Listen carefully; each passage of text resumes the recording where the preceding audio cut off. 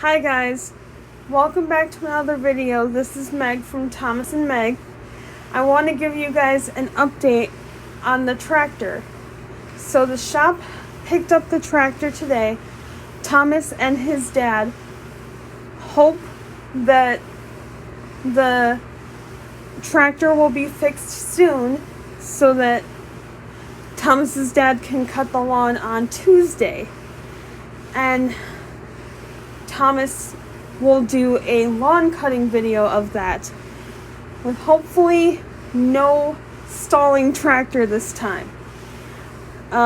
So stay tuned for that, and also stay tuned for tonight's seltzer chugging video, and I'll be also chugging soda while Thomas chugs 2 cans of seltzer.